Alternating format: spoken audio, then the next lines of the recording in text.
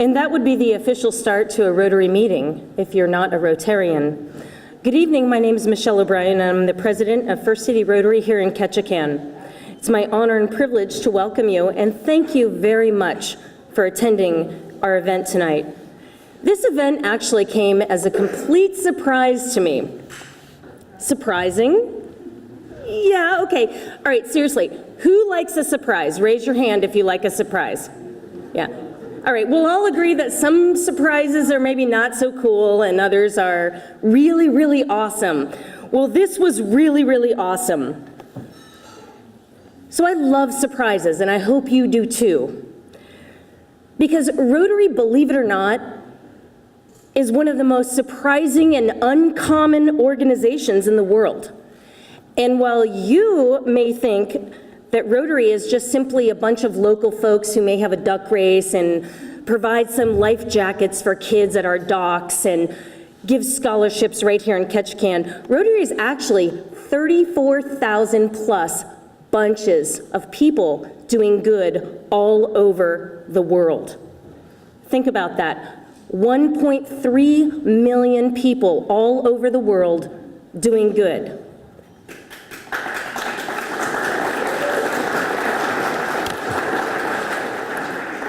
Not only are they doing good locally, but they're doing good globally.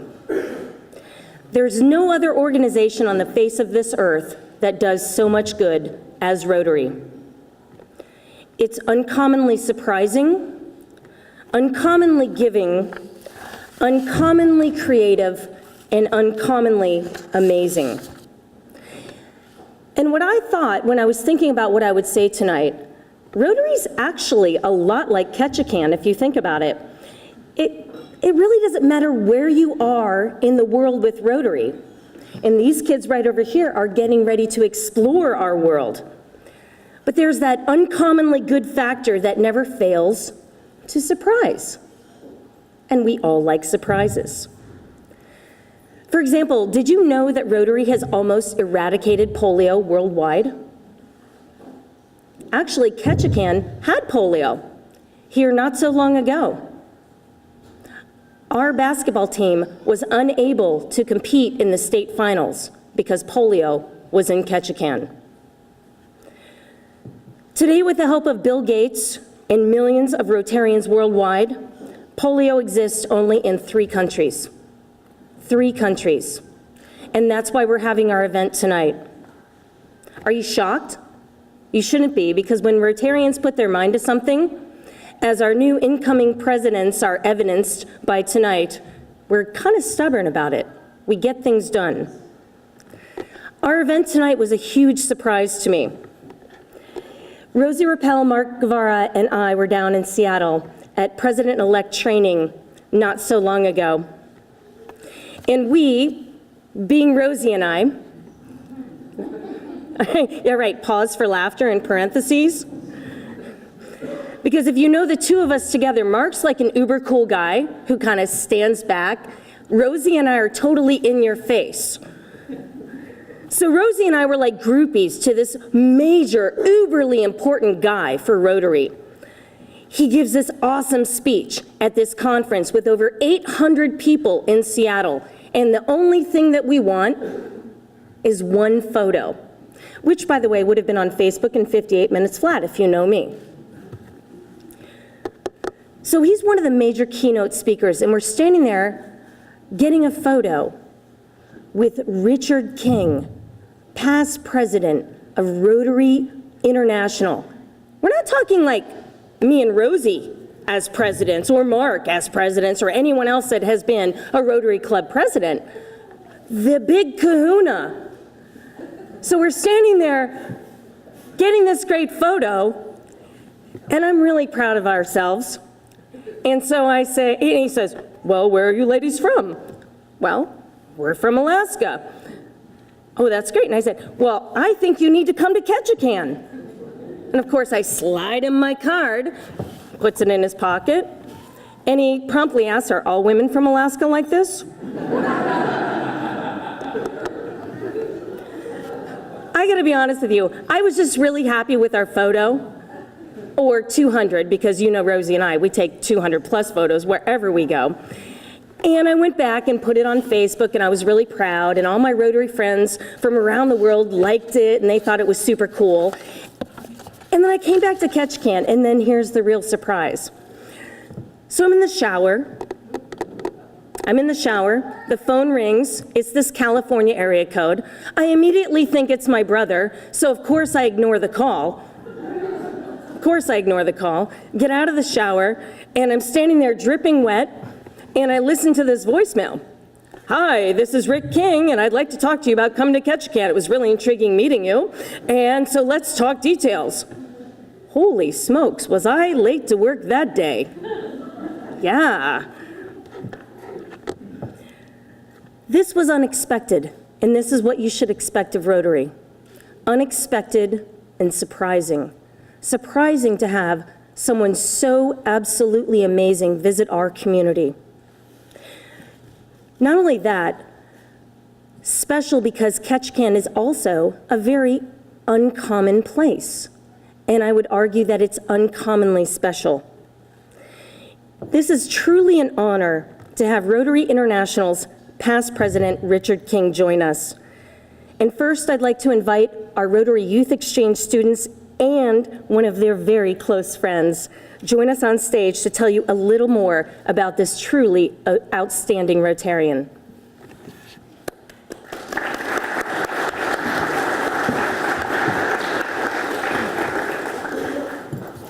Hello, my name is Devin O'Brien, and I am a Rotary Rebound exchange student, and I went to Brazil last year. Hi everyone, my name is Brandon Castle, and I am an exchange student that is going to South Africa this summer. Hello, my name is Mohab. I am from Egypt, and I'm an exchange this year, and I'm almost done with my year.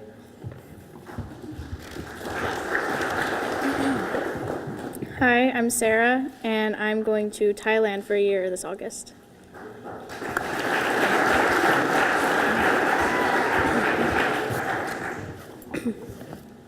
Richard D. King is a past world president of Rotary International and the senior partner in the California law firm King, King, and King. He earned undergraduate and law degrees from the University of California at Berkeley, where he is a member of the California Club and the Order of the Golden Bear. He taught law at Brigham Young University. He is a distinguished military graduate of the University of California and served as a captain in the U.S. military intelligence.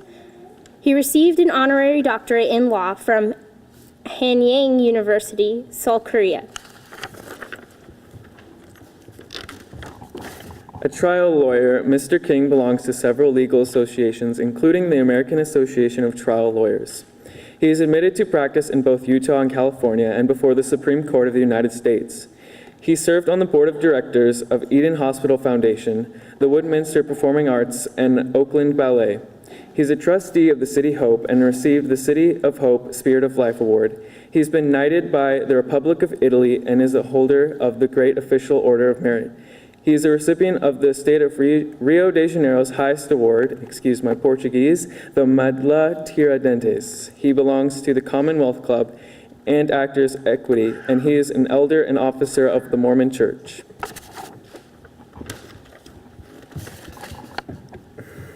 He serves on the executive board of directors of the San Francisco Bay Area Council of the Boy Scouts of America and is an active fundraiser for Scouting. He holds the Chevalier degree, Legion of Honor, and is a member of the International Hall of Fame of the Order of Demolay. He's a recipient of the Distinguished Public Service Award and the Outstanding Humanitarian of the Year Award from the Birmingham Young University Management Society. He has been honored by some 50 associations, by the President of the U.S., and by many countries across the globe for his community and charitable service. He served as Executive Director of the Wheelchair Foundation. A Rotarian since 1968, he is a member of the Rotary Club of Niles, Fremont, California, USA. He has served as the trustee of the Rotary Foundation, director as chairman of the executive committee of Rotary International's board of directors. He has also served Rotary as a club president, district governor, and International Assembly instructor, and as an official representative of the president of RI. He has chaired and served on many Rotary International committees, task forces, and special assignments. Mr. King has received the Rotary Citation for Meritorious Service and the Distinguished Service Award for his support and educational programs of the Rotary Foundation. He is a recipient of the Polio Plus Pioneer Award as well. One of Rotary's most popular speakers, Mr. King has addressed Rotary International conventions, assemblies, institutes, seminars, conferences, and Rotary clubs in every state in the USA and some 120 countries. As the president, he led Rotary International to its greatest one-year growth record in its 100-year history, with 75,000 new members net, a global membership of 1,243,431, and 1,158 new Rotary clubs in 2001 to 2002, more than one new club every 8 hours. In the same year, Rotarians contributed the highest amount of money ever raised for the annual fund of the Rotary Foundation. Mr. King is married to Sherry K. King. They have 2 grown sons and reside in the Mission San Jose area of San Francisco, California Bay Area. It is our pleasure as future Rotarians to introduce Richard D. King, President, Rotary International 2001 to 2002, Trustee, the Rotary Foundation 1996 to 2000, Director, Rotary International 1989 to 1991, Chairman of the Executive Committee, Rotary International 1990 to 1991, Governor, District 5070, 1982 to 1983.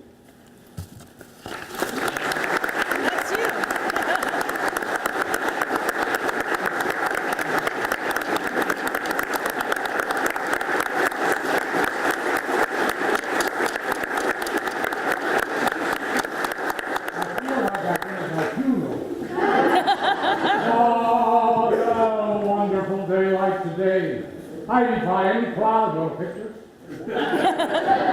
to appear in the sky. There's a raindrop to flop in my eye on a wonderful day like today. Do you know how hard it is to sing a love song?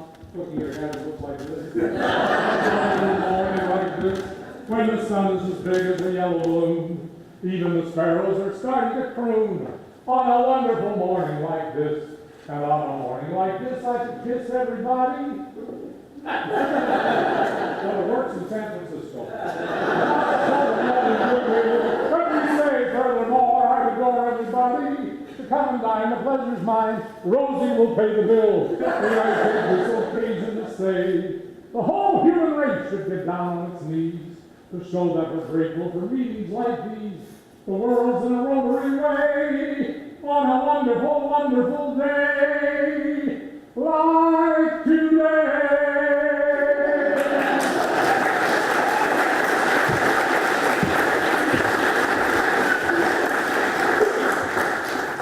I was a little bit concerned when Michelle told me that youth exchange students were going to introduce me, because I get a little nervous when the people are too young in the audience. I was in Kenya.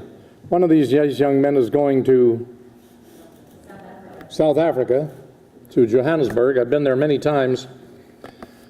I was in Kenya, Nairobi, at the Nairobi Hilton, a little while back. We had a conference on Rotary's work in preventing AIDS in sub-Saharan Africa. And we were in the ballroom of the Nairobi Hilton. About 1,000 people were there. A lot of the United Nations people and people from all of sub-Saharan Africa representing Rotary in various capacities. And I gave my speech on a Saturday night in the ballroom. It was a glittering affair. And when I was done, a group of past district governors of Rotary International were waiting to shake my hand, have a photograph, and tell me they liked the speech. At least that was my assumption. I was thrilled to see a 10-year-old boy, somebody told me he was 10, patiently waiting in line to shake my hand, And I thought, isn't this wonderful that a 10-year-old kid gives up a Saturday night to come and hear me give a speech, and then has the presence of mind to stand in line to tell me he liked it. He's wearing a dark blue suit and a white shirt and a tie and everything. He looks spiffy. Kid comes and stands right in front of the podium with a lot of self-esteem. He holds out his hand. He says, "Mr. King, that's the worst speech I ever heard in my life." And I was a little taken back by this, but I thought, what the heck, he's only 10. What does he know, huh? A few other governors grabbed my hand, told me they liked the speech. I saw this kid standing in line a second time. So I thought, okay, his mother's made him come back to tell me he's sorry for what he said. Stands right in front of the podium, holds out his hand, he says, "I want to make sure you heard me the first time." That's the worst speech I ever heard in my life. And a governor of Rotary International grabbed my hand and said, "President Rick, don't pay any attention to this kid. He didn't even hear your speech. He just likes to go around the room listening to what all the other people are saying, and he likes to pass it on." So I'm thrilled as I look around the room that everybody, I think, is over 10. Everybody in Rotary International comes to the organization because of something they do professionally or occupationally or vocationally. The whole idea is a cross-section of business and professional people in the community. And our founder was a lawyer. And my secretary reminded me, much to my chagrin, last January, that this year I commemorated 50 years as a quiet, shy, humble, innocent, lovable, sweet trial lawyer down in Silicon Valley. And I've had a lot of fun in courtroom over the years. I do litigation. What is your date of birth, madam? July 15th. What year? Every year. How old is your son, the one living with you? Well, he's 38 or 35. I can't remember which. Well, how long has he lived with you? Oh, 45 years. What was the first thing your husband said to you when he woke up that morning? He said, "Where am I, Kathy?" And why did that upset you? My name is Susan. Now, doctor, isn't it true that when a person dies in his sleep, he doesn't know about it until the next morning? I spent all night dreaming up that question because I like to sound intelligent when I'm cross-examining. I like to cross-examine physicians. I sort of feel that I'm getting even for a lot of prostate exams over the years, you know. Do you recall the time that you examined the body? Yes, Mr. King, the autopsy started around 8:30 p.m. and Mr. Dennington was dead at the time. No, counsel, he was sitting on the table wondering what I was doing to him. Well, now, doctor, before you performed the autopsy, did you check for a pulse? No. Did you check for blood pressure? No. Did you check for breathing? No. Well, then it's possible that the patient was alive when you began the autopsy. No.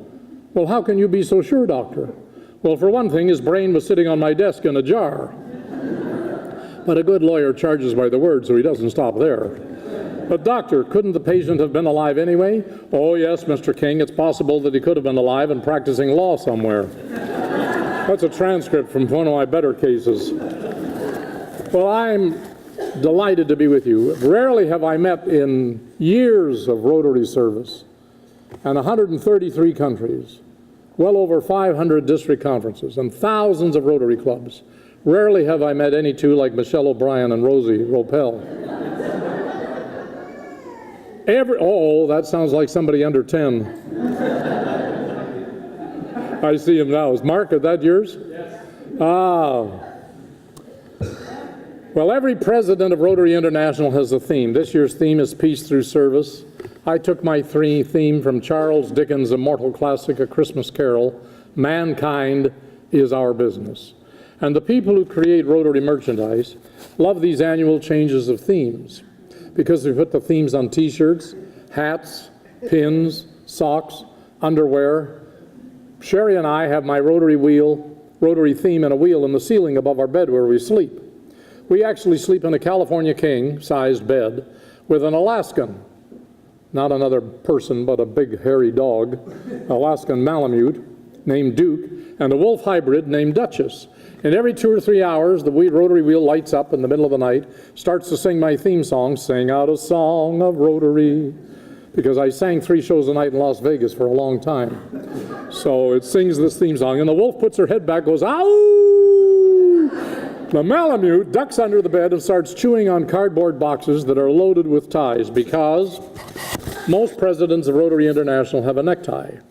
And I went to Como, Italy, where I think they make very fine Italian silks. And I asked them to make me a fine woven Italian silk tie with my theme discreetly on the back, "Mankind is our business." And when these arrived at our Rotary World headquarters in Evanston, Illinois, I took them to a friend of mine who's a Rotarian, who was a buyer for Neiman Marcus on North Michigan Avenue in Chicago. And I said, "What do you think?" And he said, "That's a very quality woven silk. We would sell that tie for $150. So I thought, okay, I can give these ties out to heads of state all over the world. I gave one to the Prime Minister of France, the Prime Minister of England, the Prime Minister, the President of Bulgaria. I gave one to the Prime Minister of Italy. Gave one to President Chen in Taiwan. He'd been in Rotary about 12 years when I gave him this tie. I was quite thrilled when in exchange, he gave me a check for $5 million US, which I thought was a fair exchange. I was kind of hoping, Michelle, it was the speaker's fee. Actually, it was a contribution to our polio eradication campaign from the government of Taiwan. I gave one of these to Pope John Paul II. I never saw him wear it, but I know he had one. When I was done being president, I had a bunch of these left over, a lot of them left over, and they shipped them out in moving vans to my home in California. And they're underneath the bed in the California King, where we sleep with the Alaskan Malamute and the Wolf Hybrid, underneath the rotary wheel in the ceiling that lights up and so forth. And the Malamute goes under the bed, and he doesn't respect these ties the way they're supposed to be respected. So every time I go to a Rotary Club, my wife says, can't you present another one of these sacred ties? Mark Guevara, the incoming president of Rotary 2000, would you come up here and take one of these ties?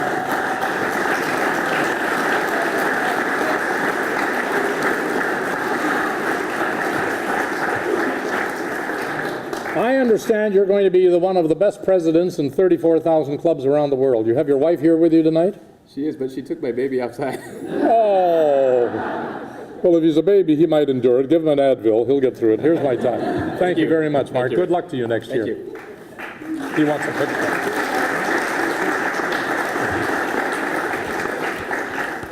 I chose the American bald eagle as my mascot for 3 reasons. Of course, up here it was the Alaskan bald eagle. In Canada, it was the Canadian bald eagle. In Moscow, it was the 2-headed bald eagle. I like the eagle for 3 leadership qualities. First, it has a vision unsurpassed by almost any other species on the human planet.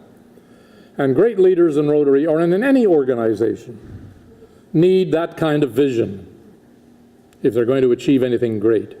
Second, the bald eagle is the only one of its species that will fly on in the face of a storm.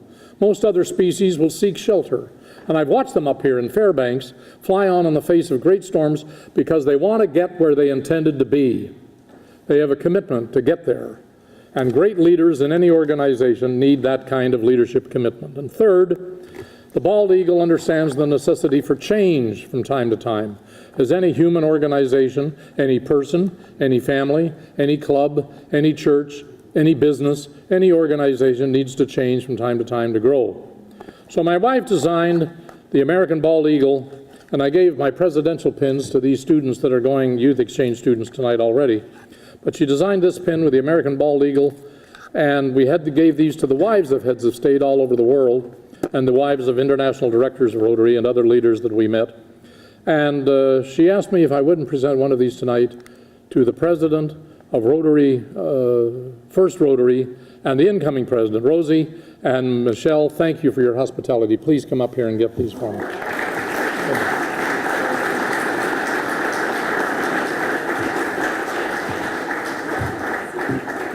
Thank you very much. I would pin this on you. Let us smile first. All right. Good, thank you.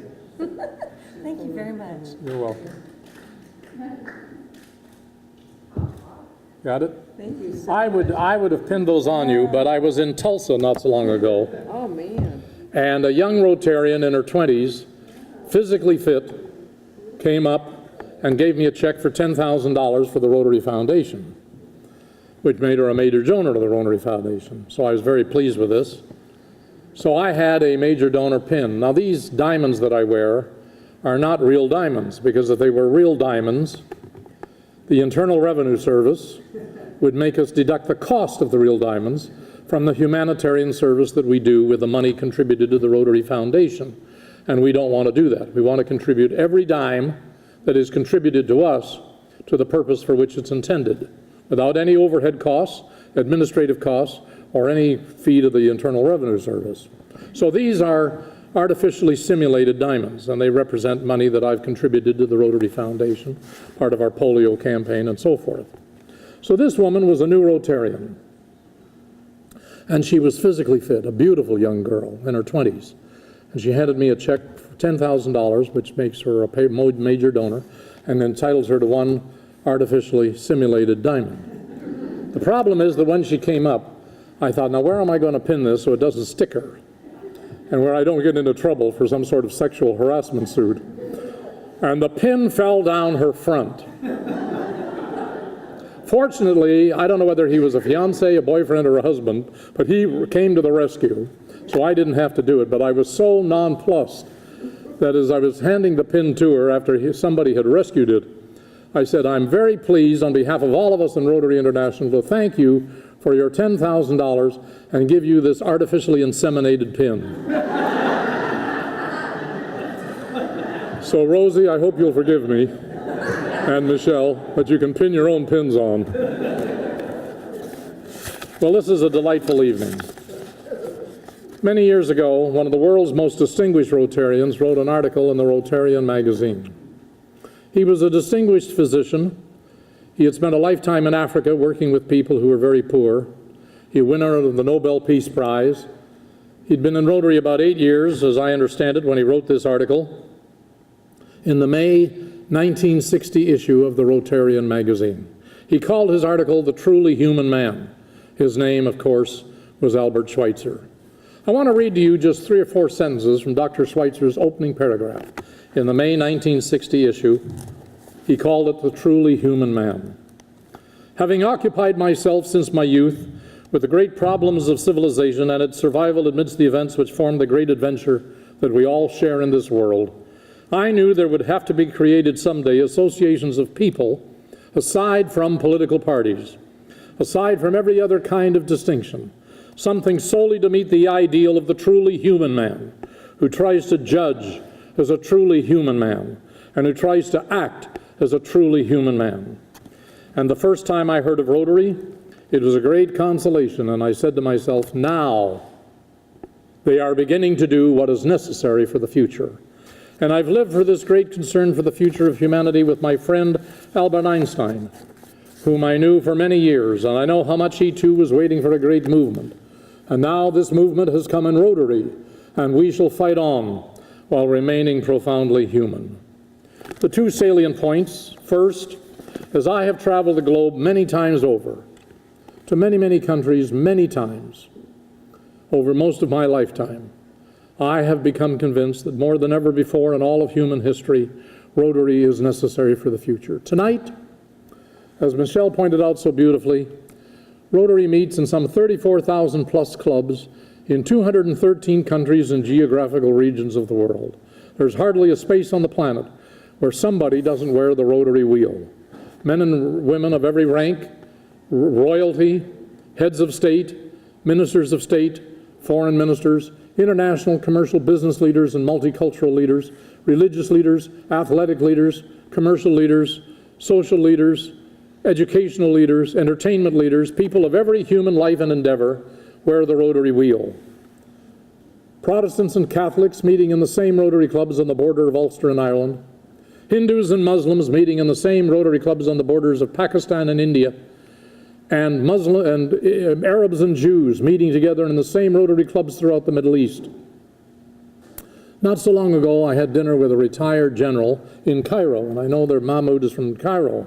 I like Cairo. It's a fascinating international city with a wonderful, wonderful history unlike any other place on the globe. And we were having dinner. This man served in the Second World War, and we were having an interesting dinner conversation.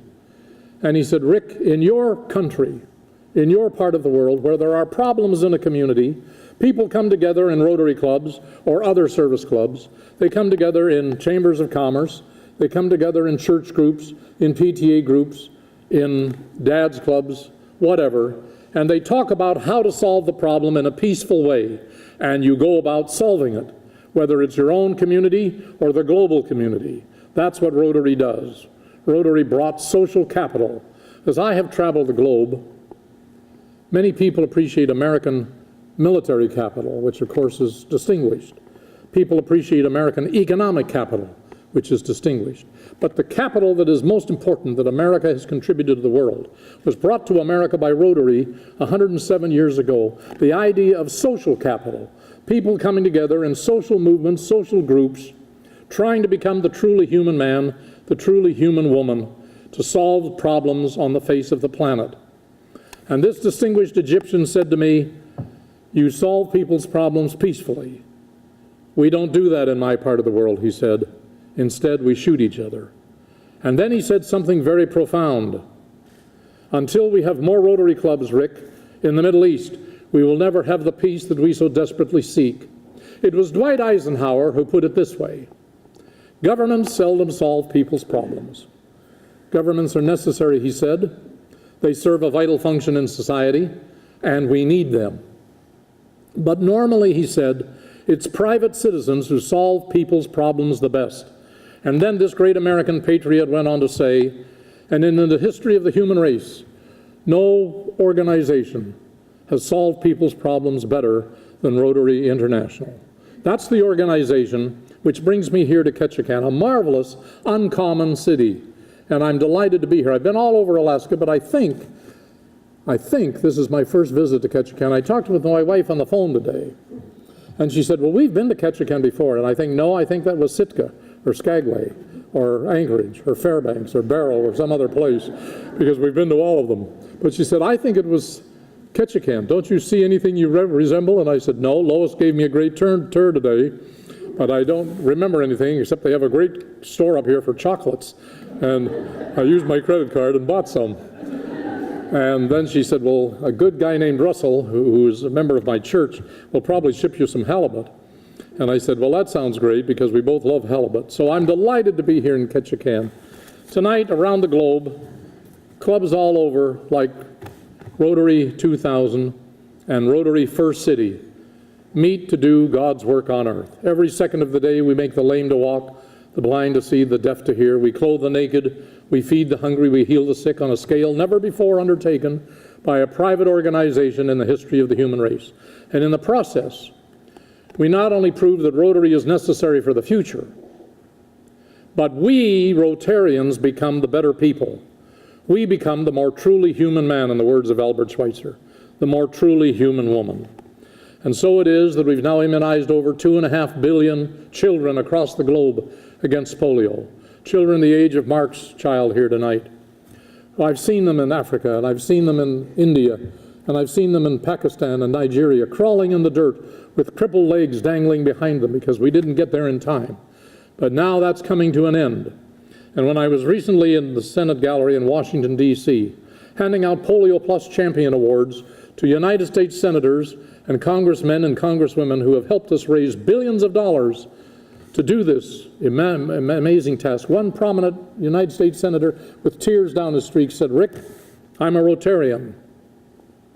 And when Rotary said it was going to eradicate polio, we all kind of chuckled, because we didn't think that was possible. After all, the United Nations has been trying to do that for over half a century. But we don't laugh anymore. What Rotary has done is form the greatest partnership between private humanity, people, and government organization in the history of the world. And of course, tonight we fight AIDS on a massive scale in sub-Saharan Africa. We fight malaria and measles and dengue fever. We distribute packets of dehydrated food into the mouths of hungry, starving children all throughout the third world. We fight illiteracy with a special emphasis on the third world girl child, because so many places where we traveled, the third world girl child was ignored. Nobody educated the little girl. They all educated the little boy. And that was fine, but my wife didn't like that. And so Rotary funds, because she's a girl, so Rotary funds a great illiteracy program. We distribute wheelchairs. And I don't know how many of you have ever been on a wheelchair distribution. This came to me when I was president of Rotary International by Ken Baring, the billionaire philanthropist. And a lot of people said to me, well, Rick, he can afford it. He's got the money. Yes, he can afford it, but a lot of people who can afford it don't do it. The difference is he does it. He had just contributed $100 million to the Smithsonian Institution in Washington, and then he took $15 million of his own money and started the Wheelchair Foundation. And he asked us in Rotary if we could help him. And so there I was in so many wheelchair distributions as a child in New Jersey, born with spina bifida. I was there with my aide in Rotary, Bob Colas, a wonderful director from New Jersey, and Chris Lewis, the son of the famed comedian. And we picked up a little child from a father, 6 years old. She'd never been able to run or walk or move herself because she was born with spina bifida, so her legs were useless. And her father had to carry her everywhere. And this was sponsored by a Catholic archdiocese. So there were prelates there from the church, television cameras there, and newspaper reporters. And I was supposed to be the important person, just like these exchange students introduced me so beautifully tonight. My wife is going to kill me when she finds out you read the whole bio. But anyway, it's over now. I enjoyed it. And I was supposed to give an important speech. We took this little girl from her father's arms and we put her in a new red wheelchair. We make them red because all over the world children want a new red wagon even if they can't pull it themselves. We put her in her. And there was a center aisle down the center here and lots of people over here, lots of people over here. And she began to move herself up and down the center aisle. And then the smile on her face as she realized she could move herself by turning the wheels on this new wheelchair. Pretty soon you could hear a pin drop in the room. Everybody was watching this little girl, thinking of their own humanity. At least I was. I quietly put my speech back in my pocket because the speech was right there in front of us. And we watched her for 15 minutes for the first time in her life move herself, 6 years old. When the ceremony was over, her father came to me with tears down his cheeks and he said, "Mr. King, thanks to Rotary. Every time I carried her by a school playground and she saw her two young brothers who were there, kicking the ball, playing soccer, and running, I knew she wondered why she couldn't do the same, or when the day would come when she could." And it broke my heart. And it broke my wife's heart. So you've given a gift not only to my little girl, but to me, to my wife, and to her two little brothers, who now will be able to take her and push her and play ball with her in the wheelchair. Talk about Schweitzer's observation. We become the more truly human man, the more truly human woman. And then we're digging water wells, and I've been there, when children so thirsty, what they wouldn't give for just a half a glass of water, come to water wells that Rotary has dug all throughout the third world. We restored the sight to blind people, thousands of them every weekend. Simple cataracts, we do cataract surgery a dime a dozen a weekend here, but over in India, it can be a blind thing. And I was there one night in a cow dung hut when a young Indian mother had had surgery on her cataract-filled eyes by a young Hindu physician, a doctor, a Rotary Club president, operating on tools furnished him by the Rotary Foundation. And she had all had her head bandaged. And I was in the dirt, kneeling next to a cow. And in front of her were three young children who I assumed were her own children, in muddied, dirty white robes and matted hair, big brown eyes, staring at this woman who was their mother. And the doctor was there to see if the surgery worked. And he asked me if I would help him unravel the bandages from this woman's head. And in a moment, she opened her eyes, and for the first time in her life, she saw her own three children. I can see her face tonight. That's why I take 3 days out of my law practice, where I can't sue anybody, to come here and be with you, because she wasn't the only one who got vision that night. I crawled out of that cow dung hut with my eyes opened to the potential of what it could do to me. The look on her face as she stared at her three children seared me. Seared me. I have no idea what it did to her, but it seared me and added and enriched my own humanity. Then we built shelters. People who've never had any place to live. They've lived in garbage humps all over the place. and Rotary builds them a house. We've planted billions of trees in our campaign to preserve planet Earth. We spend millions on youth exchange, on these exchange students who come and go. We spend millions more on college scholarships. We spend millions on Interact and Youth Act and Rotaract and RILA, the Rotary Youth Leadership Awards, and Early Act for teenagers, for your kids very, very young, so that we get into there and teach them about drugs and about things that might hurt them if they don't be careful, because Rotary is interested in the whole family. And we spend millions on the Centers for Peace and Conflict Resolution. It's a roll of the dice. I'm not under any illusion that spending money on college scholarships for people who want to study peace and conflict resolution will necessarily bring about peace tomorrow. But I do know this, that one by one, Rotary brings peace in the world. Wherever Rotary is, there is more peace, there is less disease, there is more love, there is more food, there is more prosperity than ever before because of the work that Rotarians do. People always come to me and they say, Rick, why do you do it? I suppose it's because I'm a selfish man. The person who invited me to join Rotary many years ago knew that it would enrich my own life. I had no idea how much. But I've seen what we do all over the globe, and I've seen what you do here in Ketchikan. And on behalf of all of us in Rotary International, I thank you. I thank you for coming to join me tonight. It would be tough to give a speech with nobody here, except my Malamute. And let me just tell you that I believe I've been enriched. I have a friend who passed away last year who was a governor of Rotary International. He lived in Orange County down in Southern California. Like so many people, like Michelle invited me here, he's asked me to come to speak to his Rotary Club in Orange on a Thursday noon. So I flew down to his club, and he picked me up at John Wayne Airport. And like many Rotarians, he's a successful businessman, drove a big black Mercedes, had a beautiful home. I'd been to his home, lovely family, nice people. And I got into his beautiful black car, and I could tell he wasn't himself. And I said, Jerry, what's the matter with you? Well, we had a somber experience this morning, Rick. We went to the children's wing of the county hospital with our daughter, and we brought home our very first granddaughter. And I said, well, congratulations. That's a red letter day in anybody's life. First child, first grandchild.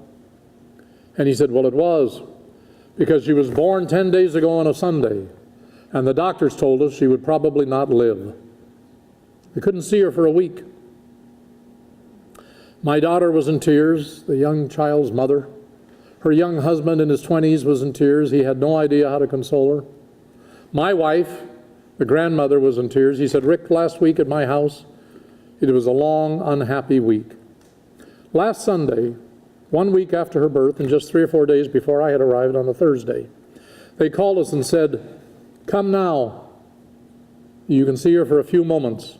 We've elevated her, we think, to 50-50. So we'll let you see her for a few seconds. You know, he said, Rick, when you go to the children's wing of a county hospital to see a very sick child, and it's your own child, it's not much fun. And they took us into a room, very clinical and whitewashed, with one patient about this big, laying there on a bed, hooked up to a big machine with tubes and wires. You know how they do. And Carol and I put our arms around each other and we wept. We prayed. He said, Rick, I felt so helpless. I wanted to will my little grandchild to life, and I didn't think I could do anything except pray and cry. And then I got the shock of my life, because there in the corner of the machine was the rotary wheel. And underneath it there was a little plaque, and it said, this machine was donated by the Rotarians of the Rotary Club of Orange. My club, he said.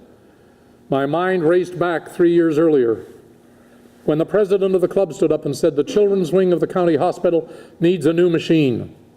It's going to cost $1 million. But But we are Rotarians. We are, yes, accustomed to achieving our goals, achieving success in our personal lives, in our business lives, in our professional lives, in our family lives. And I think the president said, we can do it. So he said, Rick, I've been in Rotary 30 years and I'm a past Rotary governor. So I wrote a check because I thought I should set a good example. Because you know, Rotary, Rick, Rotary's always asking for a little of our money. And then he said, I sold beer and hot dogs at the club fundraiser at the county fair to raise funds for this machine. Because you know, Rick, Rotary's always asking for a little of our time. And he said, I forgot all about it. I've been in Rotary 30 years. How many hot dogs? How many checks? How many projects? I forgot all about it. Until last Sunday. And he began to cry in my chest when that machine was keeping my first grandchild alive. And he said, Rick, how did we ever get so lucky to belong to a club that's always asking us to give? Because you can't give it away. Always and inevitably, sooner or later, one way or the other, it comes back.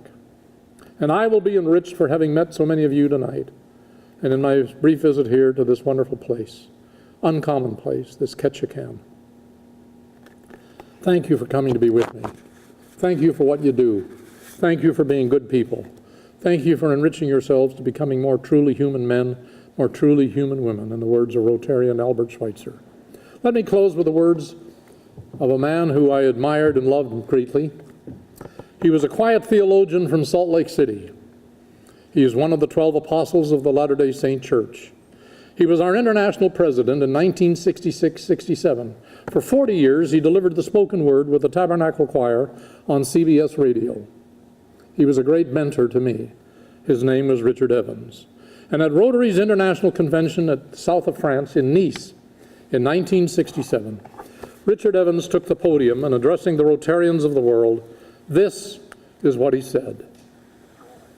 It sometimes seems that we live as if we wondered when life was going to begin.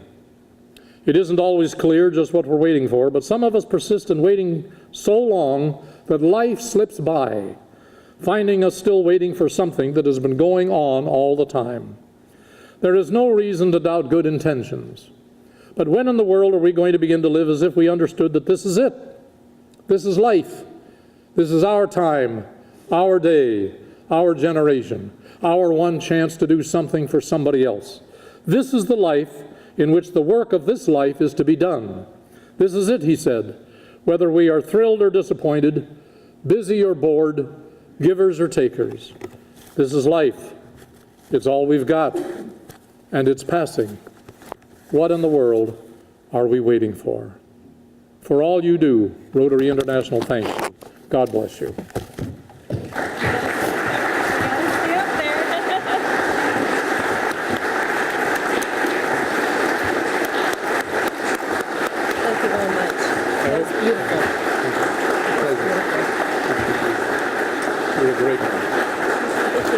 Stay up here because we're going to do our new presidents.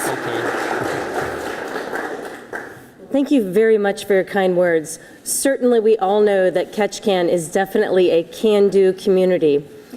And without further ado, we'd like to induct a couple of folks that are definitely can-do people, as they will take over our local Rotary clubs beginning July 1st, but we have the huge honor of having Richard King here to induct them this evening.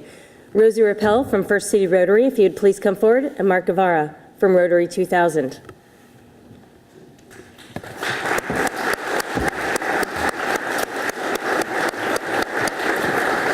you want to do an official oath? Sure. So repeat after me. I've got one in my head unless you have one.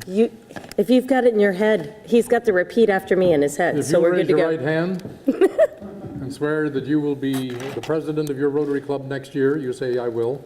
I will. You will lead with commitment, intelligence, insight, and vision, you say I will. I will. You will expand the membership of your club next year, I will. I will. You will pay your dues on time, I will. And you will enhance the vision of Rotary International in all that you do next year to be a proud representative of Rotary in this community, I will. I will. Mark, you will be the president of Rotary 2000. I will. Congratulations, God bless you. There we go. You will be the president of Rotary First City.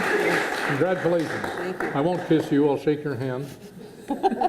Even though I come from San Here we Francisco. I've got some pins for these guys. Would you like to pin them on? No, I'll let you pin them on. Oh, yeah, that's right, I forgot. I don't mind Mark, I'll pin Mark's on. You do, Mark, I'll do Rosie. I don't know how many times the thing is dropped. How many children do you have, Mark? I have 4. One wife? Just one wife.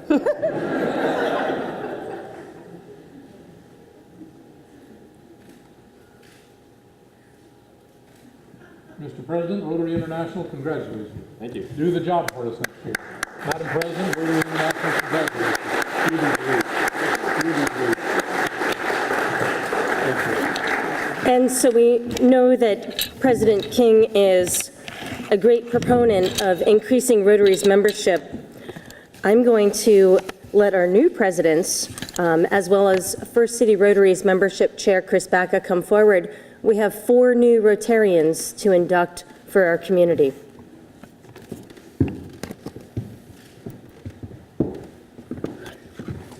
Thank you, Michelle. I'd like to ask our inductees to step forward with their sponsors. And so with that, I'd like to invite Penny Andrew and Lois Munch. And Rosie's already up here, so if you'd please come forward. Then we have Sis Conan and Dick Miller. Would you please come forward?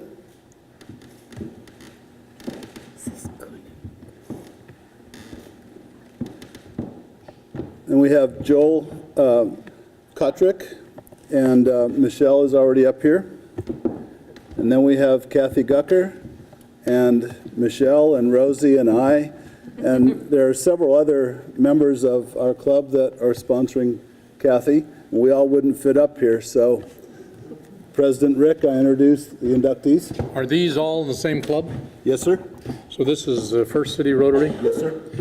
And you're the membership chair? Yes, sir. Well, let me get rid of another one of these ties. I need to get down. Aren't you the manager of the hospital? Yes, sir. Do you ever wear a tie? Not often. But I'll wear that one. Well, my Malamute will be, it's either you or the dog, so I'm going to give it to you. I'll wear it proudly, sir. Thank you. Well, I'm delighted to induct these people into Rotary. I want the new members to raise their hands. Thank you very much. Each of you will swear that you will be an active member of Rotary First City. I will. I will. You will attend the meetings on time and be prompt in your Rotary duties. I will. I will. You will, within 6 months, bring another person to potential members of the club. You say, I will. I will. And you too will pay your dues on time. I will. I will. And you'll support Rotary International in its global thrust around the globe. I will. I will. On behalf of Rotary International, I welcome you, the new forest Rotarians in the world. Congratulations to you.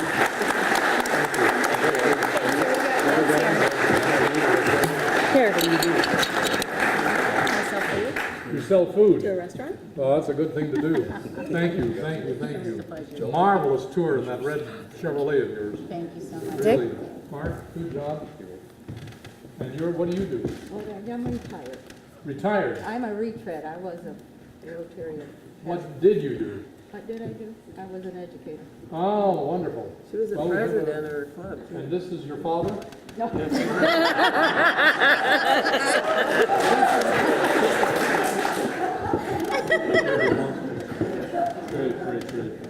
Well, thank you very much. Oh, did Joel? Sponsors, we appreciate these sponsors. And I'll let them do the pins. So do it fall down the chest. It's okay. Let me hold it. It'll fall right there. Don't stick. Mark, Excuse the delay, we're being very careful up here. But I'm not being very careful with Joel.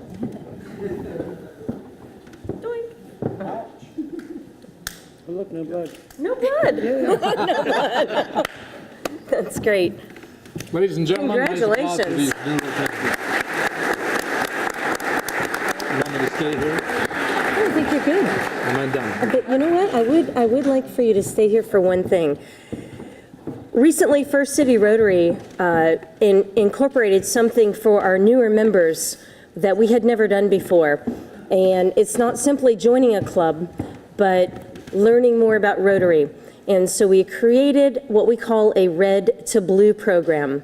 And I brought that from my Rotary experience in Tallahassee, and some folks here were like, really, what's that? Red to Blue, Red to Blue. Anyway, it is with great pleasure that I would like to invite two of our newest Rotarians, and quite frankly, our most active Rotarians, to the stage to tell you a little bit about what Rotary is doing right here in Ketchikan. So Andrew Edwards and Jennifer Westcott.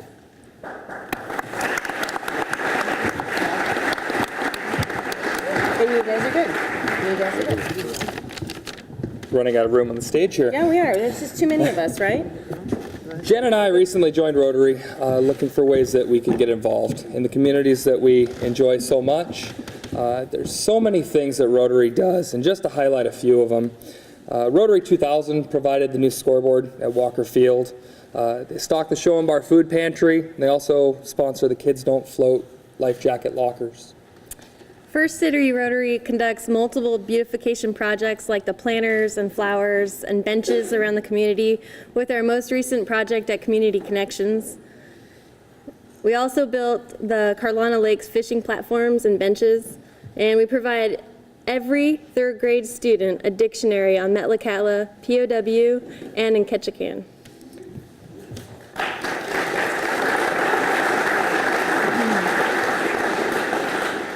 Both clubs contribute to the Rotary House here in Ketchikan, and we maintain Rotary Beach, and we provide scholarships to the university and high school students annually. So here comes the plug. On many of your tables are opportunities to buy duck tickets. Rick mentioned that we're always asking for a little bit, so you can help us do a lot. We've been doing the duck race for 25 years. This will be our first opportunity to get involved with it. There's a couple other significant 25th anniversaries that we've got going on. This is the 25th year that women have been allowed in Rotary in Ketchikan, First City Rotary.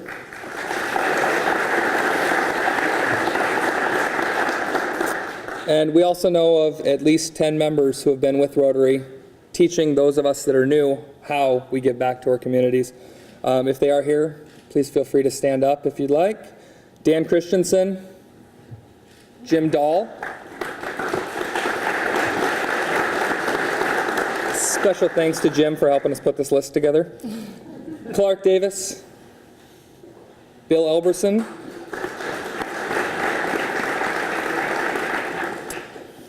Mike Harpold, Gary Lake, Ed Metcham, Meegum, sorry. Fred Monreen, Bill Pfeiffer, and Tina Williams.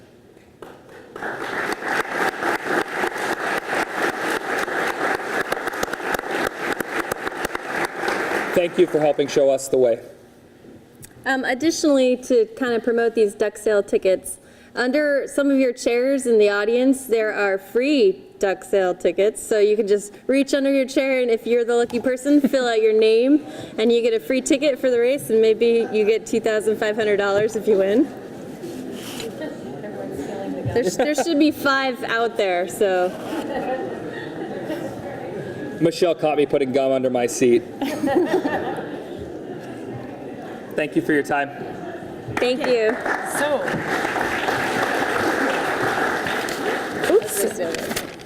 So we have a very special presentation, and someone that's very near and dear to my heart and has been for several years now is one of our local photographers, Mike Gates.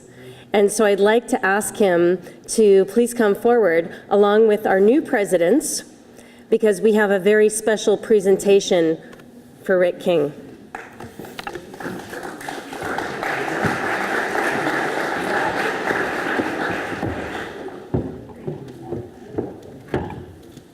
Rick.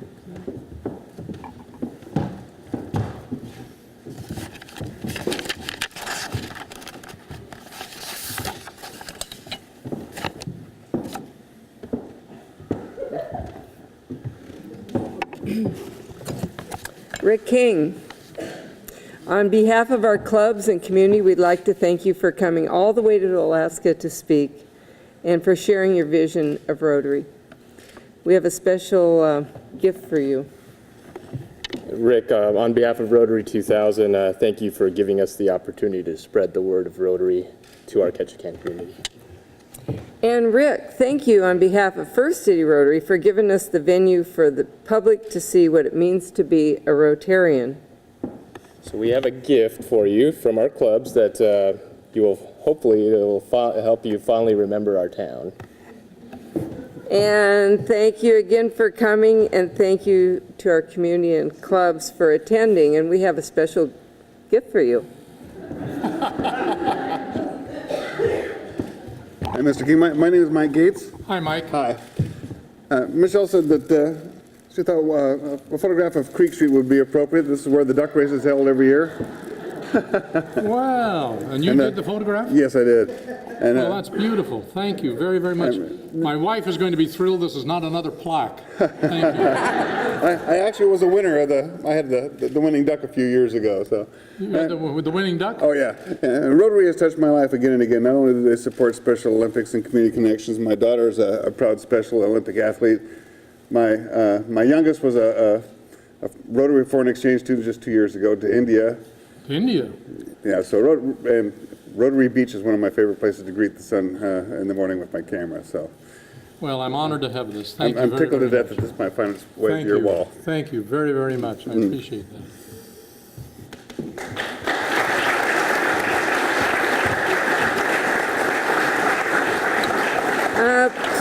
Please stand and give Rick King a real Ketchikan welcome.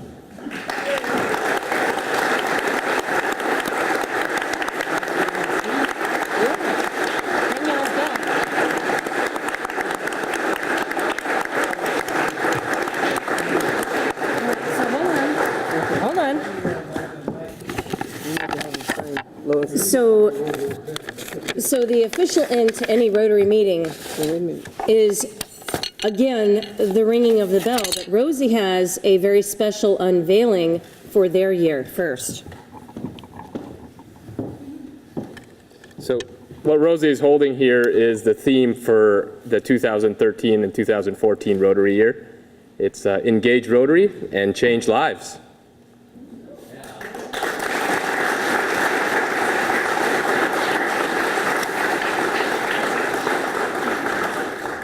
And that's exactly what we're all doing here tonight. And I just want to thank everybody. It's just so close to my heart. I just can't even tell you how proud I am of Ketchikan to come out and support Rotary, and especially to give Rick King our special Ketchikan welcome, which we're all so used to doing to very special people. So, and I have one last request, Rick.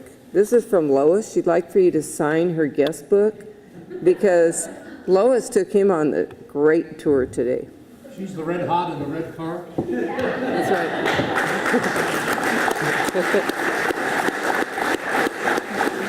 And Lois told him where he shouldn't hang out, like on Married Man's Trail and places like that. So, well, thank you very, very much.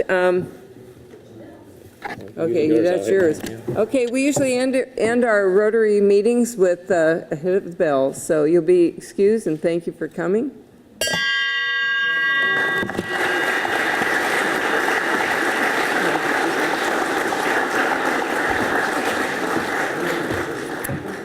So go in peace and have a nice evening, everybody. Thank you very much for coming.